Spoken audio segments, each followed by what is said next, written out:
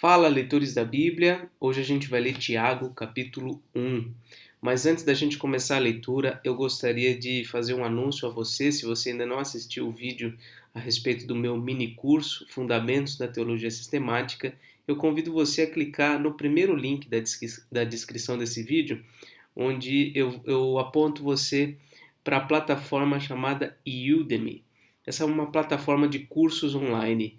Esse curso que eu coloquei lá na plataforma, ele também está disponível aqui no YouTube, mas eu gostaria muito que você se inscrevesse lá, que você conhecesse a plataforma, que você pudesse compartilhar com outras pessoas este mini curso. Lá tem algumas novidades, né? Tem toda uma estrutura de curso online, então você pode, na aula, verificar o PDF, baixar para o seu computador ou para o seu celular. Você pode também acessar uma seção que eu fiz exclusivamente para teste de conhecimento. Então, são perguntas com múltiplas alternativas que você pode colocar e você pode verificar se está certo, se está errado, à luz daquele conhecimento que você teve na aula. E tem também um teste final, depois das 5 aulas desse mini curso, que você pode revisar todo aquele conteúdo. Então, é uma plataforma muito interessante que eu gostaria que você conhecesse. E para te incentivar a isso, o curso é completamente gratuito. Basta você entrar lá, se inscrever e poder começar as aulas na mesma hora, tá bom? Gostaria muito que você se inscrevesse e depois deixasse um feedback para mim, deixasse um comentário. Lá na plataforma mesmo, dá para você fazer a sua avaliação e no final do curso também tem um certificado de conclusão. Então é muito interessante, eu gostaria muito que você pudesse ao menos ir lá e conhecer. E se gostar, compartilhar com pessoas que você acredita que tenham interesse em estudar a teologia reformada. Mas, sem mais demoras, vamos à nossa leitura de Tiago, capítulo 1. Tiago, servo de Deus e do Senhor Jesus Cristo, às 12 tribos que se encontram na dispersão. Saudações. Então, Tiago, nós vemos aqui se dirigindo a toda a igreja que havia sido dispersada por meio de perseguição, por causa da perseguição, por causa de diversos problemas que a igreja enfrentou no primeiro século. Então ele se dirige à igreja do Senhor Jesus Cristo. E ele diz o seguinte: meus irmãos, tende por motivo de toda alegria o passardes por várias provações, sabendo que a provação de vossa fé, uma vez confirmada, produz perseverança. Ora, a perseverança deve ter ação completa para que sejais perfeitos e íntegros, em nada deficientes. Então veja, isso aqui contraria muito aquilo que hoje é muito ensinado nas igrejas com respeito a uma vida completamente maravilhosa a partir do momento que se começa a caminhar com Jesus. E a verdade é que não é bem assim. As provações existem, as tentações existem, as dificuldades inerentes deste mundo caído existem na vida do crente. Então, o que Tiago está dizendo aqui é o seguinte: olha, estejam alegres. Não fiquem chorando, não fiquem deprimidos, não fiquem cabisbaixos, se sintam alegres por estarem passando por diversas provações. Ele diz ainda: se porém algum de vós necessita de sabedoria, peça a Deus, que a todos dá liberalmente, e nada lhes impropera, e ser-lhe-á concedida. Peça-a, porém, com fé, em nada duvidando, pois o que duvida é semelhante à onda do mar, impelida e agitada pelo vento. Não suponha esse homem que alcançará do Senhor alguma coisa, homem de ânimo dobre, inconstante em todos os seus caminhos. Muitos de nós são muito inconstantes. Eu, em diversos momentos da minha vida, fui muito inconstante, de ânimo dobre, né? Agitado, ansioso. Então, nós precisamos, para resolver esse problema, ou para amenizar ao máximo esse problema nas nossas vidas, clamar a Deus por sabedoria. É esta a solução.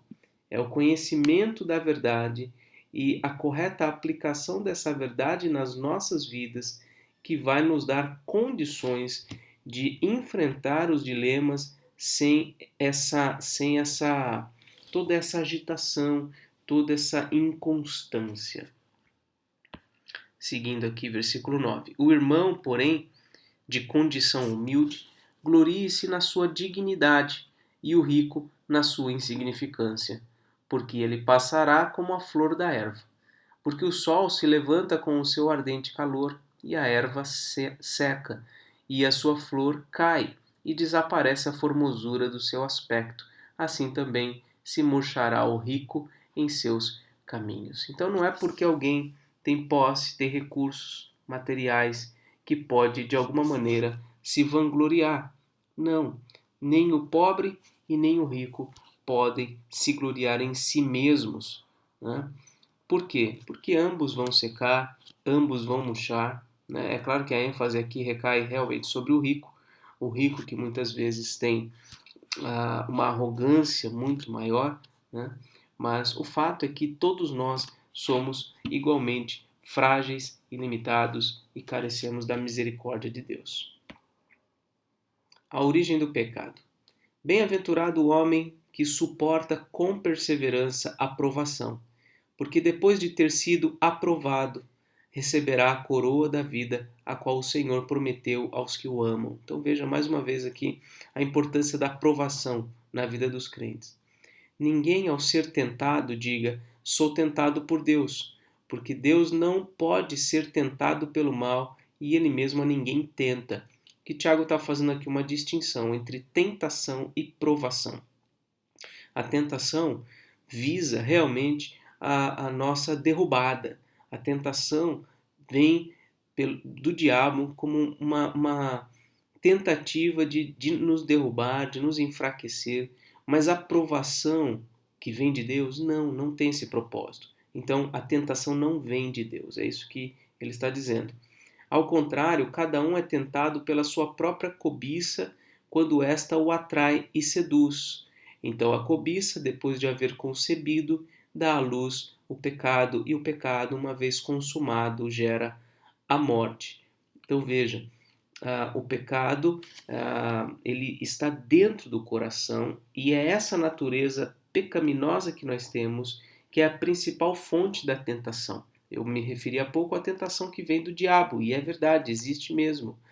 Mas nós não podemos ignorar as tentações, que nós não precisamos nem que o diabo coloque a mão. Nós mesmos providenciamos um meio de nos sujeitarmos a coisas que não devemos nos sujeitar.